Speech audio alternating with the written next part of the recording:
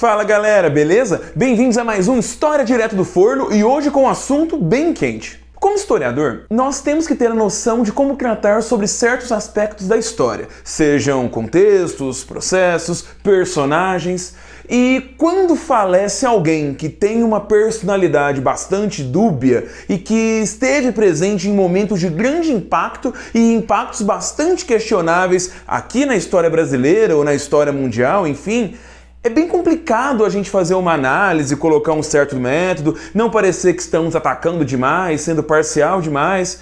E para isso, a gente vai tentar fazer esse teste analisando a trajetória do homem que faleceu hoje, 12 de agosto de 2024, o economista e ex-ministro da Fazenda durante o período da ditadura militar do Brasil, Antônio Delfim Neto, que faleceu aos 96 anos de idade. É sobre essa figura que falaremos hoje. Mas antes de seguir, você já sabe, já dá aquele gostei no vídeo, se inscreve no canal e se curtiu, compartilha com os amigos. Esse vídeo é ótimo para você que gosta de história, economia ou história econômica, então deixem esse vídeo circular. Eu acho bem interessante conhecer quem foi Delfim Neto e o peso dele para a política brasileira, assim como para a própria economia, como ciência e como prática. Antônio Delfim Neto nasceu em 1928 e cresceu num bairro clássico de imigração italiana, o Cambuci, lá no centro de São Paulo. Vindo de uma família pobre e muito numerosa, ele estudou, trabalhou e com o tempo conseguiu entrar na Universidade de São Paulo, participando do que ainda viria a ser a Faculdade de Economia e Administração, a atual FEA,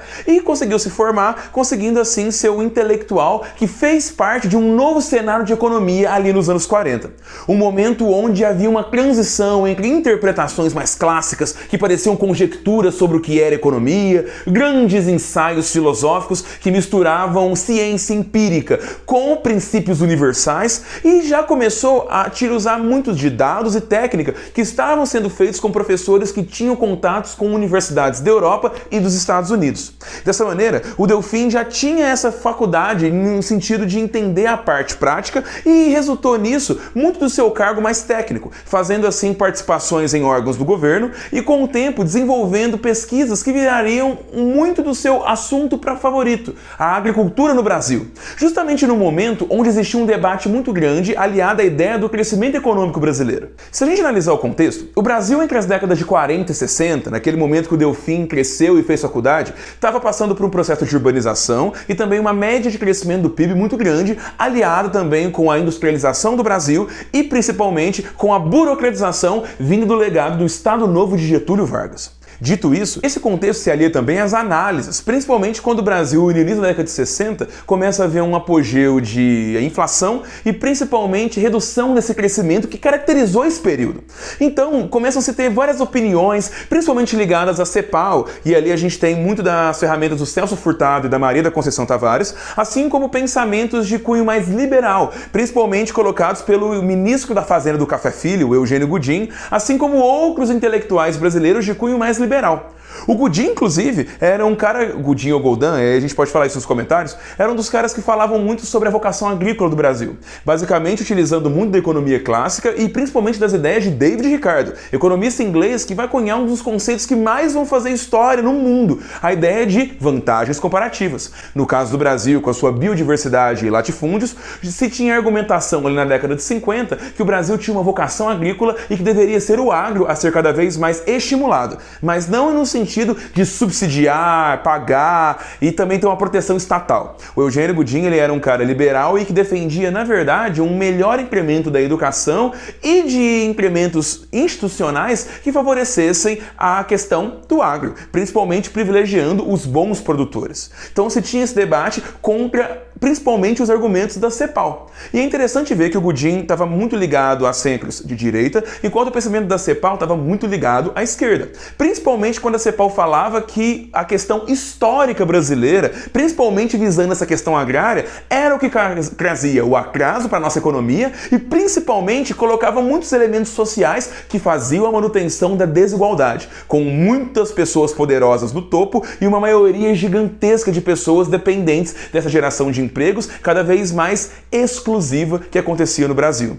Os cepalinos, então, lutavam justamente por mudanças estruturais, que ficam muito bem sintetizados pela tentativa de reformas de base ali no governo João Goulart, que seria derrubado pelos militares 1964. O próprio Celso Furtado vai chegar a ser ministro da Fazenda do governo do João Goulart. E é nesse contexto que o Delfim Neto coloca-se no debate e coloca sua tese, é o problema do café no Brasil. Justamente em 59, nesse apogeu de novos trabalhos, novos métodos econômicos, novas discussões, e ele traz um elemento muito grande que é fazer uma crítica às políticas de valorização do café que aconteceu na Primeira República, no caso, os governos ali da então falada República do Café com Leite, esses presidentes que eram favorecendo interesses de São Paulo e de Minas Gerais alternadamente, faziam com que o café, o maior produto de exportação brasileiro até a década de 50, fosse extremamente protegido. Numa ideia que se você protege o fazendeiro, você protege toda a produção e dessa forma a economia brasileira.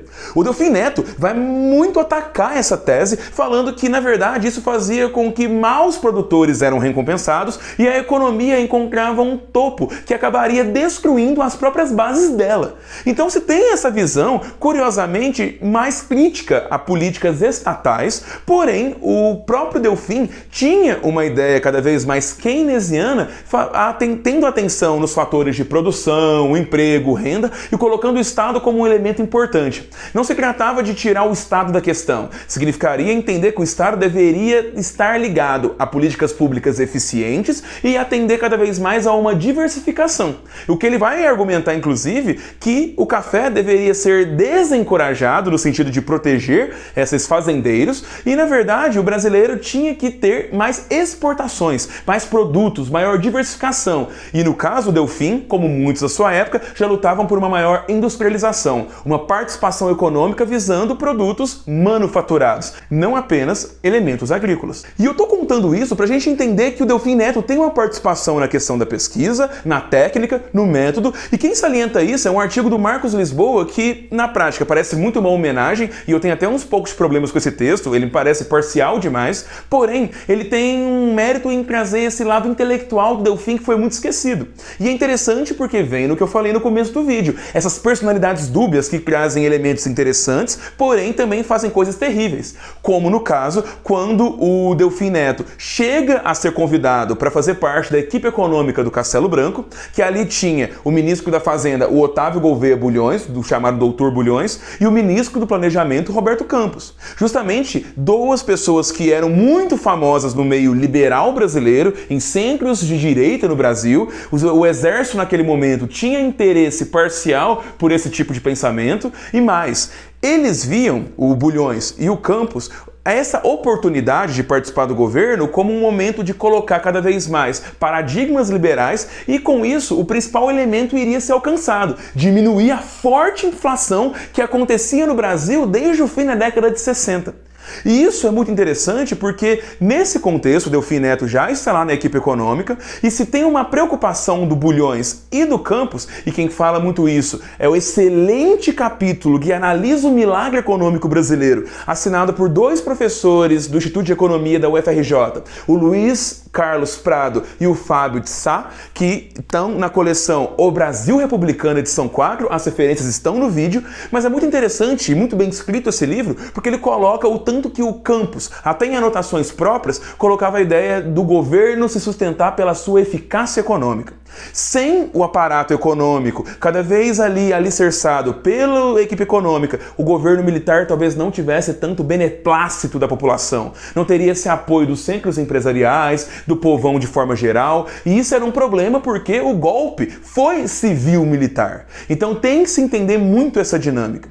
E aí, temos nisso um Delfim Neto que participa cada vez mais, ganha cada vez mais espaço, e no fim do governo Castelo Branco, um momento ali que a principal preocupação do primeiro governo militar foi abaixar essa inflação, colocar novos paradigmas que o governo deveria diminuir gastos, entre outras coisas, fez com que uma pequena recessão acontecesse, mas na visão de muitos economistas, principalmente de direita, aquele momento era um momento bom de constituir novas bases para um futuro crescimento, que em tese acontecerá no governo Costa e Silva, com Delfim Neto se tornando ministro da Fazenda, cargo que ele vai assumir do governo Costa e Silva e depois até o fim do governo Médici. Essas preocupações da eficácia do governo com a equipe econômica também ficavam na cabeça do Delfim Neto, e para isso se tinha a ideia que o governo, depois de diminuir a inflação e colocar novas bases contratuais, legislativas, sobre a macro e a microeconomia, faziam então um momento de o Brasil investir, e aí viria o Estado brasileiro diversificando os produtos produzidos e mais, eles deveriam intervir em áreas boas para profissionalizar um monte de áreas.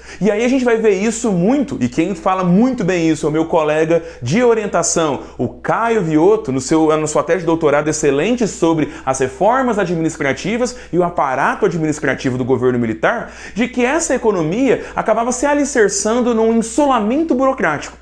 Dessa maneira, a gente vai ter uma profissionalização de fato, mas ilhas de burocracia, nas palavras do FHC, inclusive como sociólogo, vão fazer com que cada vez mais existe uma técnicos que ficam numa torre de marfim fora da política, fora do contato com o povo, e aí a gente não tem elementos políticos que possam palpitar nisso. Essas ilhas de burocracia, com essa grande desculpa, seriam inclusive momentos muito fortes para possíveis corrupção e patrimonialismo, justamente porque ninguém estaria ali fiscalizando elas, a não ser elas mesmas. E aí a gente vai ter casos da Petrobras, da Caixa Econômica, entre outros elementos. Mas o Delfim Neto, ele vai estimular cada vez mais isso, e mais do que isso, vai se beneficiar muito do contexto externo favorável, principalmente porque o governo americano ainda estimulava bastante os balanços de pagamentos, as exportações de países em desenvolvimento, justamente para impedir que revoluções comunistas acontecessem. Então a gente tem uma ajuda, juros mais baixos, estímulo ao crédito, e o governo brasileiro soube utilizar isso muito bem. Além de, claro, um contexto externo muito favorável para muitas economias na Europa, na Ásia, etc. E nisso a gente vai ter o apogeu da economia brasileira com um milagre econômico, de 68 a 73, a economia crescendo a mais de 10%, assim como também temos o contexto de mais êxodo rural, maior urbanização, e, claro, esse crescimento econômico não acompanhou um certo elemento de acabar com a desigualdade. Existia na época, e o Delfim Neto inclusive sustentava isso intelectualmente, a ideia que essa desigualdade era natural de processos de grande desenvolvimento e que ele em algum momento iria passar. Isso inclusive vai dar um grande debate econômico, com economistas falando que não, isso era baboseira do governo, e economistas falando que não, era isso mesmo, o governo deveria então estimular empregos, obras, questões de infraestrutura, entre outros elementos, que aí a desigualdade naturalmente iria diminuir e o salário iria aumentar. Essas ideias do Delfim ficaram construídas no Programa Nacional de Desenvolvimento, o PND, o primeiro, que estimulava muito a economia com o aparato do Estado. Só que isso vai deixar um legado principalmente de grandes gastos públicos, de grande tecnocracia longe da política e da população, em obras de infraestrutura recheadas de corrupção e recheadas de elementos técnicos fraudulentos, simplesmente porque obras chamavam atenção para o regime e eram elementos de propaganda. Então a gente tem um legado econômico muito também dúbio do Delfim Neto. E claro, as posições que ele tomava na política nacional não agradavam, principalmente quando ele vai em 68 e assina ali, ele acabando de chegar no governo, o Ato Institucional número 5, que retirava um monte de liberdades individuais dos brasileiros. E ele argumentava desse jeito aqui. Pelo Ato Institucional, o que me parece, adotado esse caminho, o que nós estamos com uma aparente ressalva da existência dos vestígios de poderes constitucionais existentes em virtude da Constituição de 24 de janeiro de 1967, é instituindo um processo equivalente a uma própria ditadura. Eu estou plenamente de acordo com a proposição que está sendo analisada no Conselho. E, se Vossa Excelência me permitisse, direi mesmo que creio que ela não é suficiente. E o pior, ele continuava argumentando. Olha essa entrevista que ele deu não faz muitos anos. O economista Delfim Neto prestou depoimento na Comissão da Verdade da Câmara Municipal de São Paulo. Ele era ministro da Fazenda durante o período da ditadura militar, quando assinou o Ato Institucional número 5 em 1968. Se as condições fossem as mesmas e o futuro não fosse opaco, eu repetiria. Eu não só assinei o Ato 5, como assinei a Constituição de 88, das quais, aliás, eu fui o relator de princípios.